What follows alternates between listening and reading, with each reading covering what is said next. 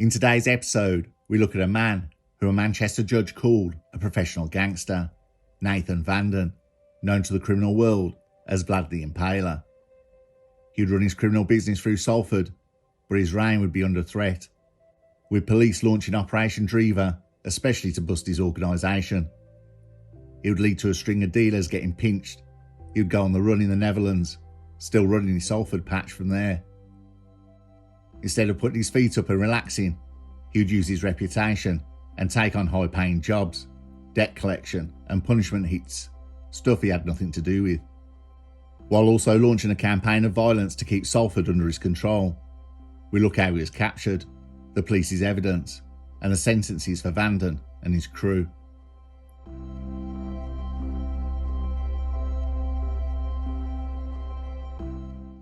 We go back to May 2020 to a house in Salford. The man in the house had just come back from town with his kids, and after getting in the house, there was a knock at the door. It was late, about 10 p.m. The owner of the house peeked through the blinds of the front window and seen four men standing outside the front of his house, wearing balaclavas. He quickly rushed his kids up the stairs, telling them to be quiet. There was more banging on the front door, then a shout of pizza delivery. The man in the house had just been dropped off in a taxi with his kids. His wife was still out, but she had his car. There was more banging on the door, then one of the men said, "His car's not here." The man snuck back downstairs and took a knife out of a kitchen drawer. The men had now gone round the back of the house, looking through the window. The man crawled back upstairs and waited with the knife to attack anyone who came through that door. The masked gang outside thought the man was not in and left. The police were immediately called and his family were put into protection. No one was hurt or injured in the incident. But police would uncover information, a phone message from Nathan Vanden, a criminal boss who went on the run in 2019. Nathan Vanden was a target of Greater Manchester's police, Operation Drever, to bust Nathan Vanden's criminal organisation. A few of his soldiers had been arrested, but Vanden had caught wind and fled in what he was wearing with no belongings. Police uncovered at the address a quantity of product and cash, including 2 Glock guns that had been used in previous shootings. But let's go back to the balaclava men that turned up at the man's house. Police uncovered a message from Vanden to one of his masked pizzaman associates, and the message was chilling. Messages from Vanden to the villain who recruited for the job stated about the man and his family. Slash them up good and proper, and 15k, you're gonna make a mess of them for that. It was a contract, but police did not know why that man was targeted. Vanden had taken the contract.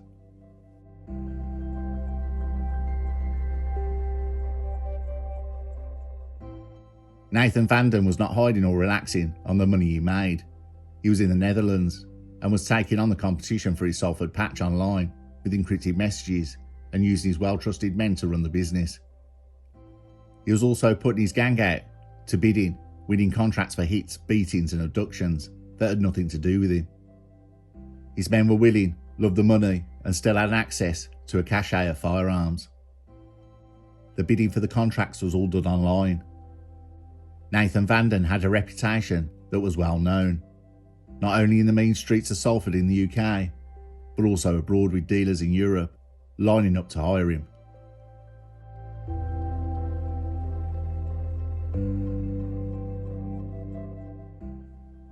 In the Netherlands, he was recruited by a major Dutch gang of traffickers. A large quantity of product had been stolen from the Dutch gang by an ex-employee, a consignment that had come in and was being driven to a buyer. The employee hired to pick up the consignment and drive it to the destination had done a runner with it. Nathan Vanden was hired to find the employee, and amazingly, Vanden, going through the employee's friends and family, found him within days. Vanden abducted the employee and held him hostage for a week. The employee told Vanden he doesn't have it anymore. The consignment was taken from him. Vanden gave no small talk and no threats and never said a word. He told the employee one sentence: he's now going to shoot him. The employee gave up the location. The employee begged Vanden to listen to him. The employee said he would take him to the location, begging and crying. Vanden's plan had worked. He had the location. Vanden was now being hunted by Dutch police for the abduction. The employee's family had already phoned the cops. In Nathan Vanden's absence, he was found guilty of violent abduction and sentenced to 3 years. With his sentence hanging over Vanden's head, you'd think he'd lie low. Instead, he moved to Holland, where he ran the Salford operation through his lieutenants.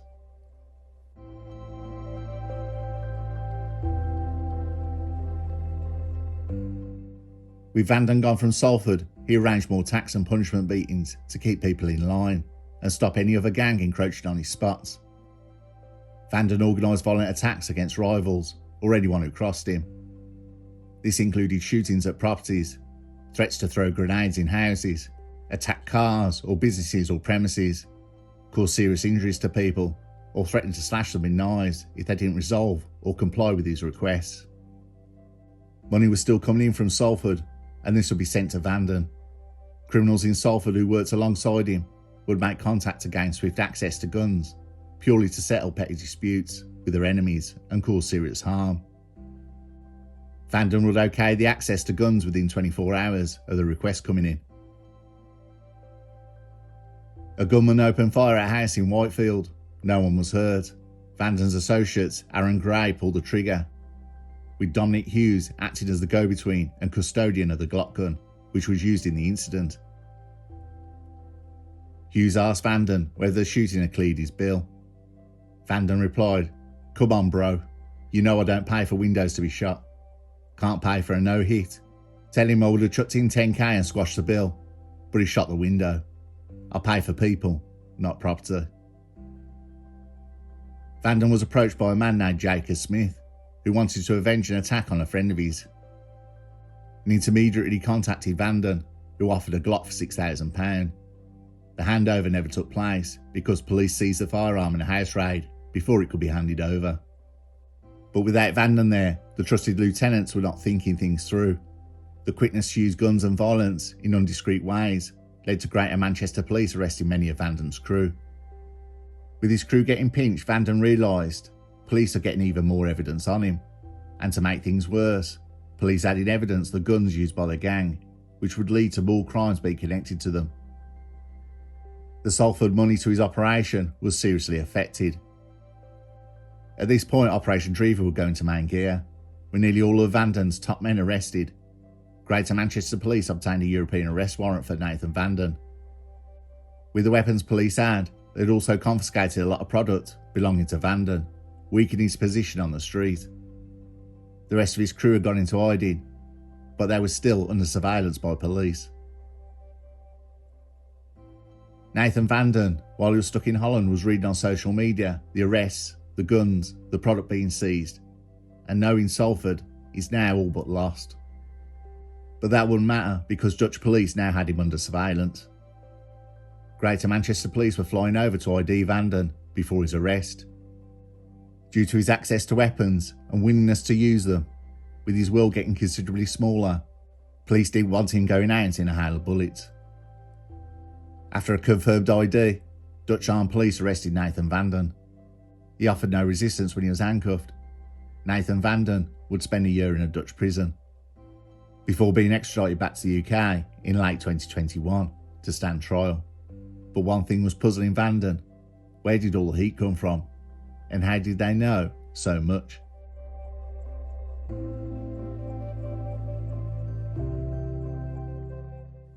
So that's the questions. Where did the heat come from? And how did Greater Manchester Police know so much? Well, let me tell you. If you're a regular viewer to this channel, you will know. Yep, you guessed it right. EncroChat. The encrypted coded messenger. It was touted as unbreakable. It was used by criminals all over the world. You'd have a username. Vanden's was Vlad the Impaler or Machiavelli. It was favoured by cartels, and then over the years it moved to gangs all over the world. It was totally legal to use and to own, but what would change? In 2020, French police managed to break the encryption, hunting a gang of smugglers that were flooding France with product. It unlocked a criminal world to the likes never seen before. Messages of shipments, big deals, weapons, murders, and crimes that are in the process of being planned. The French police shared the code with Germany and the UK first, then the United States. Within the first few weeks, it had gotten out that police had broken the code, but criminals kept using it, so taken in by EncroChat, thinking it was unbreakable. They thought the rumour about the police busting the code was to get criminals onto other devices. Things started becoming real when criminals started being arrested for crimes that had happened years ago, because the crooks could not stop talking about it. Murders were being solved, shipments were being caught, and then EncroChat announced on the night of the 12th of June 2020 that the company would cease operations because of police operation that has broken the code. Users are advised to cease any contact on the devices. They are no longer secure. EncroChat had around 60,000 subscribers at the time of its closure. In the UK, the National Crime Agency led an operation resulting in over 2,600 arrests and 1,384 criminal charges. The arrests are still happening today, from messages from years ago. Nathan Vanden had used EncroChat to barter for jobs and ran his whole operation on it. Messages sent to Vanden were recovered by police following the EncroChat hack. Messages like "slash them up good and proper," he told one associate. 15k, gotta make a mess of them for that. Remember the pizza balaclava men from the beginning, where the family had a lucky escape? Well, the crew for that job couldn't find the road and got lost. Vanden sent a location pin drop revealing the address, and in turn it was connected to his handle on EncroChat. Nathan Vanden had plenty of money from Salford, and he would barter for jobs online, for people to be attacked. Operation Drever uncovered the true extent of Vanden's hierarchy and involvement in the organised crime group. Following surveillance, in April 2020, it led to arrest of his associates and seizure of encrypted mobile phones.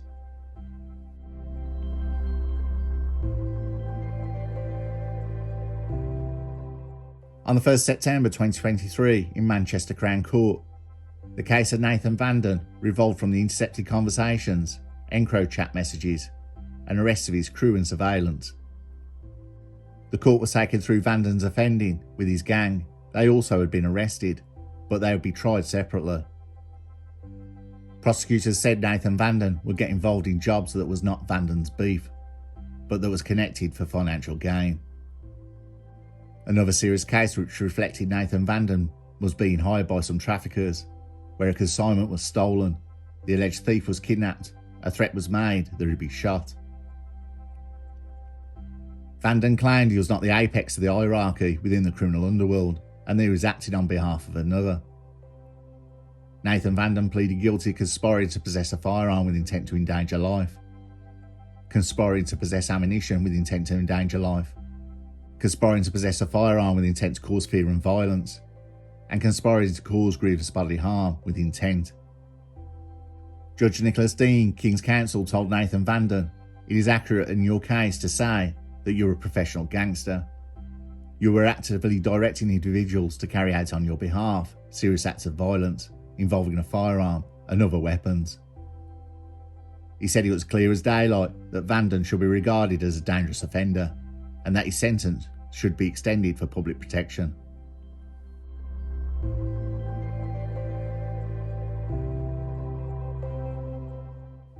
Nathan Vanden was sentenced to 21 years in prison. He must serve 2/3 of his jail term in custody before the parole board decides whether it's safe for him to be released.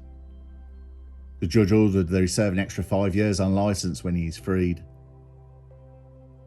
The rest of Nathan Vanden's crime gang were sentenced on other dates. The sentences for his gang are: Samuel Binstead was sentenced to 7 years and 6 months for conspiracy to commit grievous bodily harm. David Hudson was sentenced to 4 years and 6 months for conspiracy to commit grievous bodily harm. Dominic Hughes was found guilty of 2 counts of possession of a firearm and ammunition with intent to endanger life, possession of a firearm with intent to cause fear, and aggravated TWOC, taking a vehicle without consent. He pleaded guilty to being concerned in the supply of product, and he was sentenced to 18 years in prison. Aaron Gray was found guilty of 2 counts of possession of a firearm and ammunition, an intent to endanger life, and aggravated TWOC, taking a vehicle without consent. He pleaded guilty of possession with intent to supply, and he was jailed for 14 years. Craig Walker was found guilty of possession of a firearm and ammunition with intent to endanger life. He was jailed for 6 years. Jacob Smith was found guilty of possession of a firearm and ammunition with intent to endanger life. He was jailed for 6 years and 6 months. Ian Warnby was found guilty of possession of a firearm with intent to cause fear. He pleaded guilty of possession with intent to supply. He was jailed for 3 years and 6 months.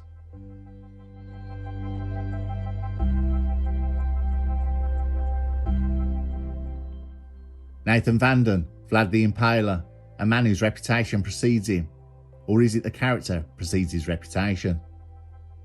Whatever it is, Nathan Vanden had a whole police operation to bring him down, Operation Drever.